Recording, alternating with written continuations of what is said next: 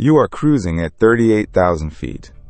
Look out the window. The sky above you is darker, emptier, almost space, and a simple question forms. If the plane climbed higher, would the ride be smoother? Why does it stop here? Why not 50,000 feet? The answer hides in plain sight. Every airliner has a ceiling. Not a wall in the sky, but a limit written into the air itself. Most jets cruise between 33,000 and 42,000 feet. Almost none go beyond 45,000, and 50,000 feet stays just out of reach. It feels arbitrary. The engines are running, the wings are working. The plane could point its nose up and climb, but something up there changes the rules. That something is the air. Air is a fluid, it has weight. It presses on you at 14.7 pounds per square inch at sea level. Climb, and that pressure falls away. By 40,000 feet, only a quarter of the atmosphere remains beneath you. Thin air sounds harmless. It is not. It quietly attacks the two things a passenger jet depends on most: the wings that hold it up, and the engines that push it forward. The higher you go, the less air there is to work with, and a wing needs air the way a swimmer needs water. So the story of why airliners avoid 50,000 feet is really a story about scarcity, about a machine running out of the one thing it cannot manufacture, about limits so precise that pilots gave one of them a chilling name.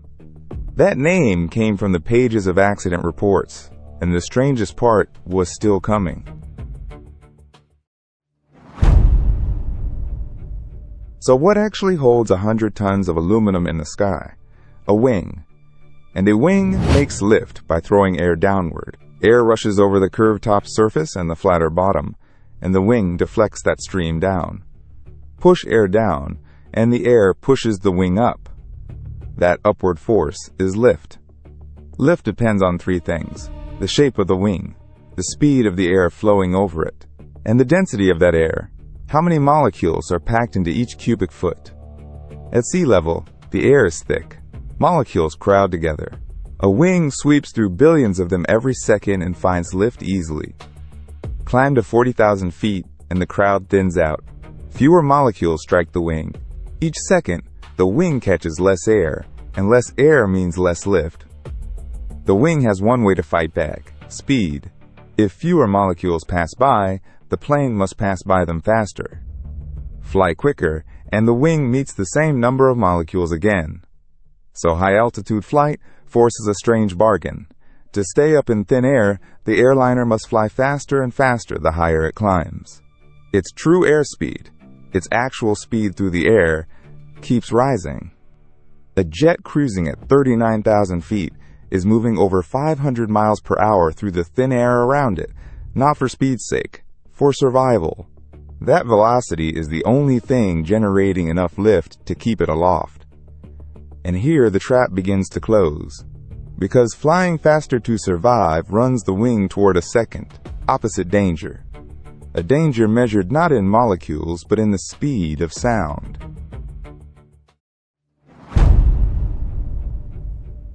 To understand the second danger, meet a number pilots watch closely: the Mach number. It measures your speed as a fraction of the speed of sound. Mach 1 is the speed of sound. Mach 0.8 is 80% of it.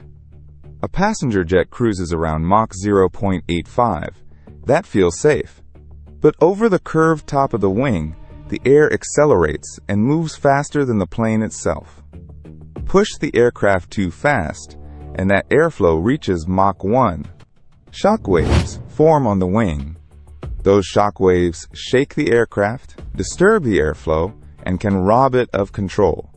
Pilots call this the high speed limit. Go faster, and the wing tears its own smooth flow apart. Now recall the low speed limit. Fly too slowly, and the wing can no longer make enough lift. The airflow separates from the surface. The wing stalls and lift collapses. That is the stall speed. Here is the trap.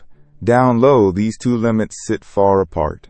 A jet can fly hundreds of miles per hour between stalling and shock waves. There is plenty of room. But climb into thin air, and the low speed limit rises, because the wing needs more speed to make lift. At the same time, the high-speed limit falls closer. The safe corridor between them narrows.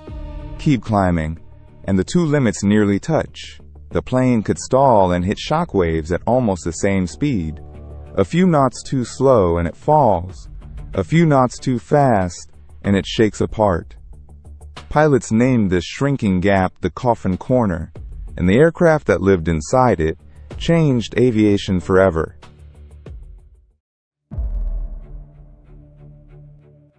Here is what most people get wrong. They assume high air is always better, that thin air only helps by reducing drag. It does help, up to a point. Then the Coffin Corner and other limits slam the door.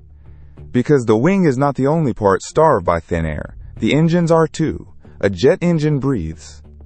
It pulls in air, compresses it, burns fuel, and blasts the exhaust backward for thrust. Thin air means less oxygen per breath. The higher the engine climbs, the less thrust it makes. Eventually, it cannot push the plane any higher. That ceiling is called the service ceiling. For most airliners, around 41,000 to 43,000 feet. Then there is the cabin itself. At 50,000 feet, the outside air holds almost no oxygen and barely any pressure. To keep passengers alive, the fuselage is sealed and pumped up like a balloon. The higher you fly, the greater the pressure difference between inside and outside. That difference strains every rivet and panel. Push it too far, and the structure fatigues faster. Engineers cap the altitude to protect the airframe. So three walls close in at once: lift, thrust, and structure. Yet some machines broke through. The Concorde cruised at 60,000 feet at twice the speed of sound, using slender delta wings and afterburning engines built for exactly that world.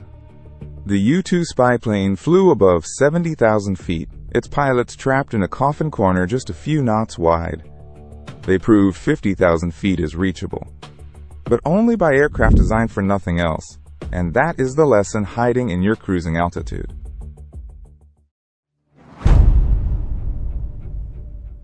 So return to your window seat at 38,000 feet. That altitude is not a compromise. It is a sweet spot, chosen with extraordinary care. Up here, the air is thin enough to cut drag and save fuel, but thick enough to keep the wings safe and the engines breathing. The Coffin Corner still waits above you, but the plane cruises comfortably below it, inside a wide and forgiving corridor.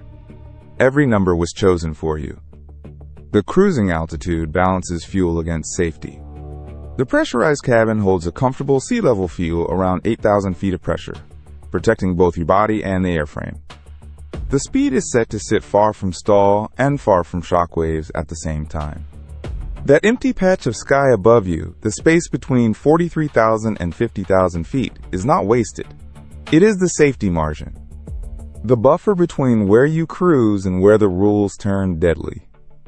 When your flight hits turbulence and the captain cannot simply climb over it, now you know why. There is a ceiling up there, invisible but absolute, written by physics rather than regulation. Climbing higher would trade a rough ride for a razor-thin margin. So the reason airliners avoid 50,000 feet is not timidity, it is mastery. Engineers found the exact band of sky where a heavy jet can be fast, efficient, and safe all at once, and they park you right in the middle of it. The next time you look down at the clouds, remember what holds you there. Not luck, not power, a perfect balance between too thin and too thick, too slow and too fast. Airliners fly where the air still lets a wing win,